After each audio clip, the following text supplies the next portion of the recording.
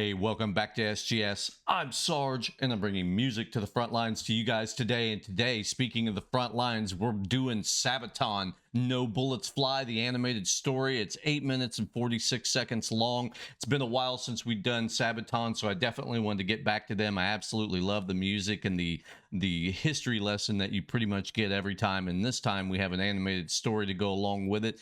It looks like it's going to start in 1943 on December 20th. So without further ado, let's go ahead and start making our way towards doing that, because I don't want to talk a huge amount of time because it's already a longer video as it is. With that being said, I did want to take 1 second and just say, hey, thank you guys for all the subscriptions. Thank you for all the support and the love, the comments, etc. We're growing and grinding every day, trying to make our way to 10K. It wouldn't be possible without you guys and obviously the artist out there. So please go over and show Sabaton some love, one way or the other. Buy merch, go to the concert, go support them on their channel, etc. Whatever you can do. And if you like my reactions, please feel free to do the same. Please like, comment, and subscribe. I know I'm wearing a hat today. Don't normally wear a hat, just felt like wearing one. And so that's what's going on. Hitting the gym lately, trying to get, you know, in a little bit better shape. And I'm pretty excited about that. I hope you guys are having a wonderful week so far. Let's get started. 1943, and in the freezing air high above Germany, Second Lieutenant Charles "Charlie" Brown is at the controls of his B-17F, Ye Old Pub. Ye At Old Pub. 11:30, approaching the target of the Focke-Wulf plant near Bremen. The what? The pub is rocked as 4 explosions go off right in front of the B-17. A cry comes across the intercom. We're hit. In the plexiglass nose, a huge hole had been made. An icy cold wind was being blown inside, making freezing conditions for the crew. Engine 2 had been hit, and co-pilot Spencer "Pinky" Luke let out an expletive as he noticed a huge hole in the right wing. Releasing their bombs over the factory, the crew turned to the north, planning to head over the coast, then turn west for home. With one engine out and engine 4 now faulty, the pub started to fall back from the formation with another damaged plane. Sam "Blackie" Blackford in the ball turret watched as it disappeared into a cloud bank. There was an orange flash in the cloud. "Bandits!" Eckie shouted as 5 BF-109s streaked from the cloud bank. Then another cry. "Bandits!" as 8 FW-190s were spotted in formation ahead of the pub. Sergeant Bertram "Frenchy" Coulomb in the turret shot the 190 out of the sky. The navigator, Al "Doc" Sadek, took out the second. Pinky reported that engine 3 had been hit. That left just one engine at full power. The BF-109s attacked the pub from behind, swarming all over. But due to the cold wind running through the pub, most of the guns were frozen. In a turn now, the pub was repeatedly hit, taking extreme damage and killing the tail gunner. A shell penetrated and exploded near the waist gunners, injuring the crew and creating a huge hole. The oxygen supply was taken out, and the pub spun towards the ground. With the crew unconscious due to lack of oxygen, the B-17 fell for 4 miles. Charlie started to come around and grabbed the controls, pulling back as the plane continued to fall. 5,000 feet, 4,000 feet, 3,000 feet. Just moments from hitting the earth, the plane pulled up, almost scraping the trees as it did. Woo. Talk about a miracle. Yeah, let's get it, baby. Here we go.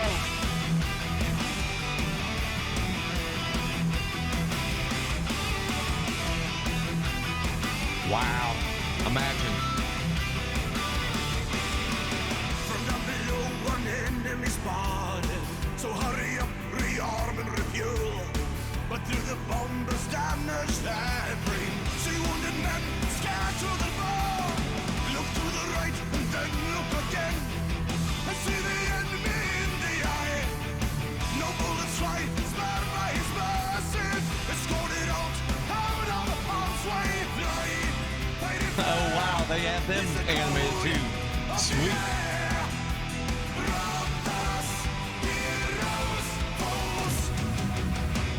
This is super cool, man. I have to stop it at some point. We've been watching for 3 minutes and 16 seconds, man. Wow. I love the animated series. I didn't expect Sabaton to be in it as well. I did expect the whole play out to be animated, but like, wow, I wasn't expecting them to also be on there as well. That's fantastic, man. Absolutely love this. This is a cool story. So they're saying basically the pub was all damaged and broke up, and then apparently it looks like German fighters or one anyway is sort of like escorting it back to safety. Wow, man. Super cool. Super cool. Let's keep going. Again, I mean, the music just started, so let's go.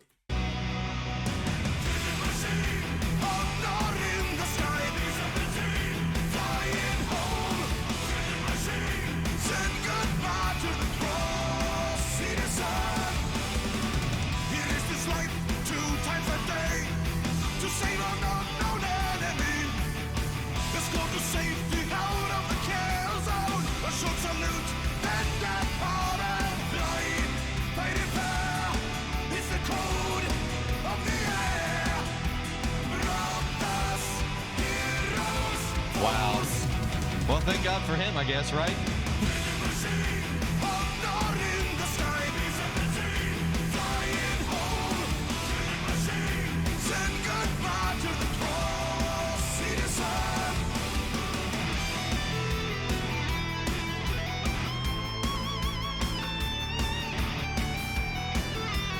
Nice guitar solo, baby.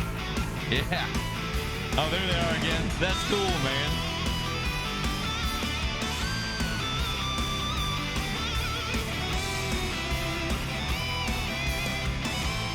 The animations on this are super dope, man.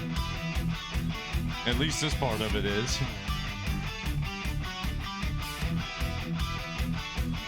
The old pub, baby. What a name.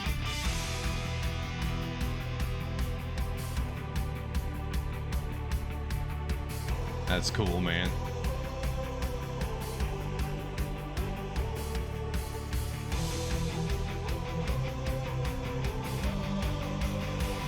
Wow. Okay.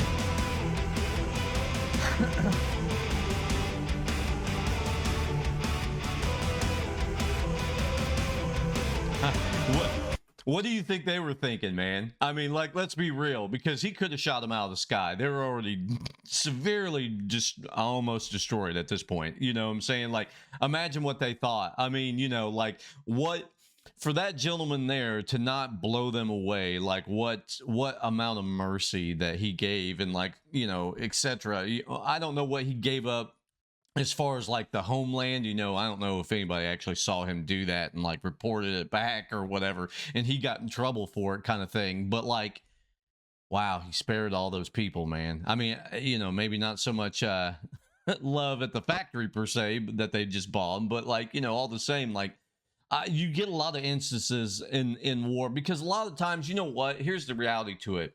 Yeah, we're trained, because again, I'm a former Marine. We're trained, but it's like, I don't hate whoever we're after, like whatever the conflict is. I don't hate that person. It's the warmongers up in the tops of government, basically send you in to do whatever it is, but I don't hate those people.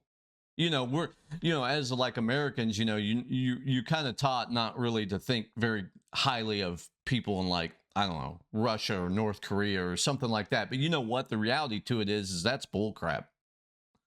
I mean, you know, like we were just doing Diana the other day, or Diana, however you would like to say that, and Kudinova, you know, and like, again, I realize this isn't a war thing or whatever, but like the people in general, and even the soldiers out there, whether they're man, woman, whatever, you know, like, yeah, I don't have any ill will to them, but like, this is amazing, man, that, you know, you get this sort of compassion where he was in a situation where he was supposed to destroy them. He was supposed to kill them, or at least knock them out of the air and let their fate be whatever it was.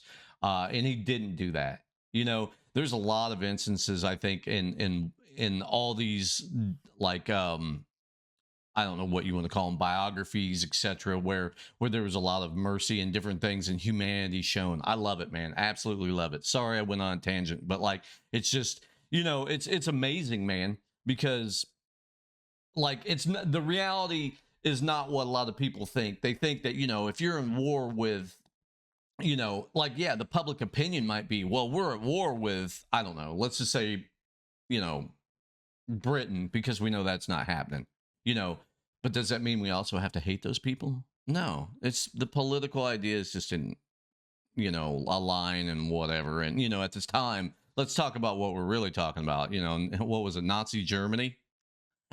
Yeah, well, we obviously weren't a big fan of that, and we all get that, we all understand that, and you know, and that's it's in the past as long as we don't, you know, repeat those mistakes, right? But like, wow, I love, like I said, I love the animated, and I think it's dope, dude. I really do. Flying,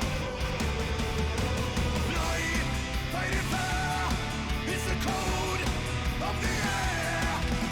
Around us, heroes, those Wow, honor in the sky. is that our boys? It looks like it. Yeah. Wow, they escorted them to them, Far to the cross, it is up. and now are they gonna land? Yeah, yeah. I bet you would be like, woo, what a day. Oh man.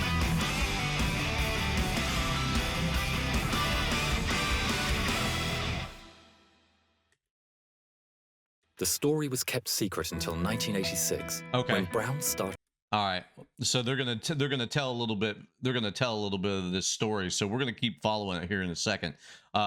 But here's what I'm gonna say to you. You know, again, I don't hate anybody. Everybody's welcome to the channel. You know, it's very much like Sabaton, and you know, as far as the way they do things. You know, yeah, there's villains and this different things. You know, in time or whatever. But like, we're not really painting it so much that is just the this is the whole historical reference per se. You know what I'm saying?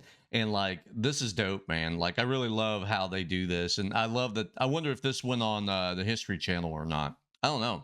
Anyway, let's get back to learning about what happened here. the search for the German pilot who had shown mercy on that December day all those years ago.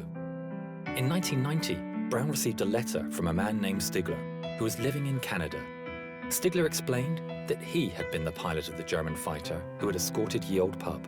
Wow. This video is of their first meeting. Franz, what were your feelings when you met again for the first time? I was so happy as we met that I dropped him, helped him. Wasn't easy.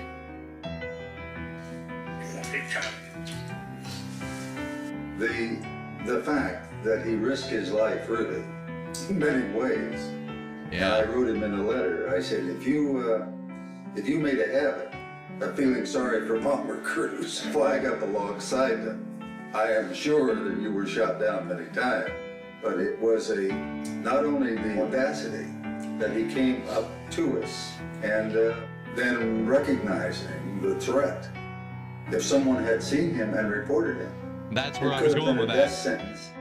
Yeah, that's exactly what I was getting at earlier. Is the fact that if somebody saw him, they would have killed him on as soon as he got home. You know, back to Berlin or wherever. You know, and they would have killed him. I mean, and so again, you know, things are. I guess my earlier point with the, you know, you get this preconceived notion that we must hate all these people if we're in war and things like that. No, that's not the truth. And then second of all, you know, look what he gave up in order just to spare a couple human lives. I mean, they were already blown away pretty much as it is on their very last leg. So what threat did they pose? Plus the fact that they'd already dropped their bombs. But his mercy being shown because he could have finished them off easily. But the bigger thing is, yeah, he gave this great amount of mercy to this, you know, in this one situation. But if anybody, like they said, if anybody would have seen him, it would have been a death sentence. That's insanity. Woo. I mean, thank you for that. But also, wow. Franz gifted Charlie a book, and inside the inscription read, "In 1940, I lost my only brother as a night fighter. On the 20th of December, 4 days before Christmas, I had the chance to save a B-17 from her destruction. Wow. The plane so badly damaged, it was a wonder that she was still flying. The pilot, Charlie Brown, is for Charlie me Brown. as precious as my brother was. Yeah. Thanks, Charlie. Your brother, Franz." I wonder, I mean, again, I don't know, but is that where Charlie Brown comes from? Is that the whole idea with Snoopy and the Red Baron? I don't know. Anyway. In 2008, within a few months of each other, the two firm friends went on their final journey. Franz Stigler never got the Knight's Cross, but as he always said, he got something better. Yeah. It's the code of the air. Brothers, heroes, foes. Yeah, that's cool, man. Mom, you gotta listen. In the sky, Mom, huh? send goodbye to the cross. It is sad. Hi, my name is Jovita Tan Stiegler. I Oh. would like to thank Sabaton and your song, No Bullets Fly. Because of this, the story of my father will live on. See you on Wow. your next concert tour. Safe journey, gentlemen, and again, thank you. Wow.